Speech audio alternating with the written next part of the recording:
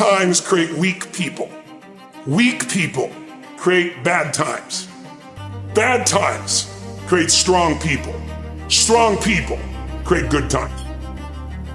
My whole thing is leaders anticipate, losers react. If you can anticipate what's coming, you can really take advantage. If you wait till it hits you, you're in trouble. The biggest problem people have is they think they're not supposed to have any. Problems are the fuel for growth. It's like if you don't have any problems, you're either a liar or you might call them challenges. It feels better. I understand that. Anybody who doesn't have problems is either totally asleep at the wheel or they don't have much of any kind of a life. But then there's fulfillment. And fulfillment is living what you're made for. Is it a lack of confidence? No, it's a lack of mission. I like winning. I like being the best at what I do, so I'm not going to settle for less than that. Why would I? Michael Jordan making 1,000 shots before you take a break. So you look at Jordan or you look at, LeBron or you look at anybody who's the best in the world at what they do and you go, aren't they lucky? But if you actually study them, you'll see they're doing things, they're practicing in private things that make them certain in public and they get rewarded for what they do in public. Yeah. And you got to do the same. When you just know you're going to mess up, it's not going to be perfect. You're going to forget that line that you really wanted to say, but just put all the energy on the audience. Everything starts to change. If you stay ready, you don't have to get ready. It's a shift in your identity. Every single day, 6 days a week. What matters? Few subjects, your body, because your energy matters. That energy is low. Everything I just said is worthless to you. Because when you're low energy, you don't use your full intelligence or ability. You need emotion. If you don't know how to master your emotions start wars. Emotion creates peace. Emotion gets you children. Emotion is what can make that business work or fail. And most people don't know how to direct their own emotions. Let me be conscious about feeding my brain things that are going to give me not only inspiration, but insight and skill and tools. 68% of the Fortune 1000 were started in either a recession or a depression.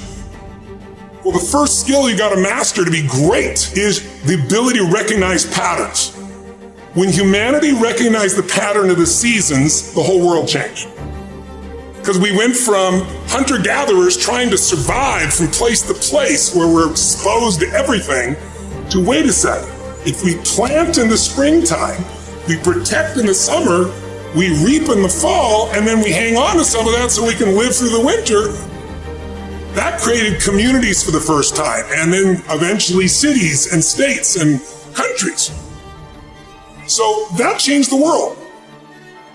What will change a person's life is when you realize there's also a set of seasons in your own life.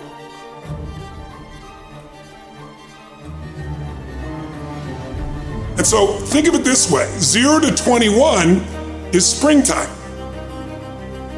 Things are easy to grow in springtime. You don't have to do that much. Growing as a kid happens naturally.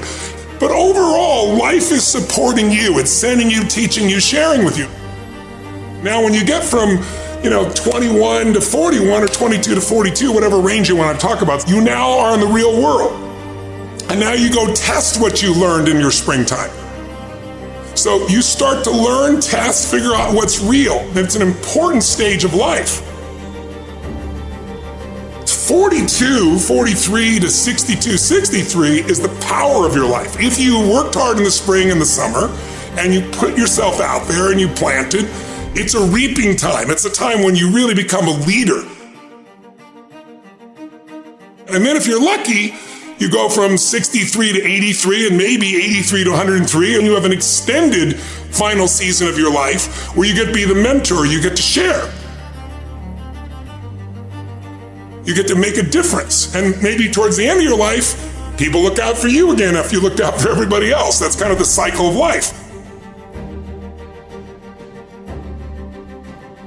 What if you're born in 1910? World War I ends, the world looks like it's a great place, new technology, cars, radio, and then what happens? An explosion of abundance, the roaring 20s, and so you're a kid, you're 14, 15 years old, and you're like, I can't wait to get a car, to go. But what happened when that person hit the next stage of life at 19, 20, 21 years old? As they came of age, it's 1929. And suddenly, people are jumping out of buildings, total depression, dust bowl, nobody's got jobs. It looks horrific, and it was horrific. But did they get a break? No, when they turned 29, it's 1939. It looked like the whole world was going to end. Hitler was sweeping across Europe, bombing London. It literally looked like the world as we know it was over. This is what gives me great optimism for everyone watching here. Winter's not forever. No pandemic lives forever. Everything changes and everything ends. And the good news about winter is it's always followed by springtime. What follows the night? The daytime. What a cool way to set it up if you were God or the universe. The first thing I do every single morning is I go in freezing cold water. And when you jump in, it never feels good to go in, but getting out, you feel incredible. But I do it for a different reason. I do it to train my brain to say, when I say now, it means now. When I say go, we go. I don't stand there because it's cold and go maybe in a minute when I'm ready. But I always do it because I've trained my brain. This is how we work. And if you train your brain to do that every single day, then it'll do it on the more difficult and important things in life. But the essence of it is I change my body radically and I do 3 things to make sure that my brain is primed. And what I mean by primed is most people think their thoughts are their thoughts, Lewis, and you and I know better. Most people just don't understand that you are being primed all the time. And unless you prime yourself, you're going to be primed by the environment. So I want to take control of my brain. So I do 3 quick things. 1, I take 3 minutes of those 10 minutes after I've changed my body, and I focus on 3 different events in my life that I'm grateful for. I usually take 2 big ones and 1 small one. It could be as simple as a smile on my daughter's face, and it changes your biochemistry. Then real fast, I do this 3-minute process that's kind of like a blessing, and then 3 minutes, the last 3 minutes are called 3 to Thrive, where I focus on 3 things I want to accomplish, but instead of thinking I want to accomplish, I see, feel, and experience it as done. I feel grateful, I celebrate it, and it trains your brain. So in 10 minutes, I'm done. 3rd thing that I'll do, I immediately send a message or a text or an audio message to somebody as a sincere compliment. And I don't go, dude, great job, or wow, you're cool. I say, hey, listen, I saw you on Tuesday with those kids, and I saw you take that extra 20 minutes no one else did. And I just want you to know, I saw that, I thought that was incredible.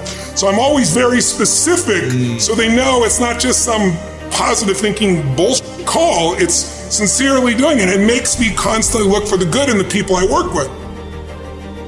4th thing I do is whatever I don't want to do, the most challenging part of the day. What's a story we all love? It's the comeback story. It's the comeback. It's the Rocky. It's that music where all of a sudden you step back up and you take control and rock. Good times create weak people. Weak people create bad times. Bad times create strong people. Strong people create good times.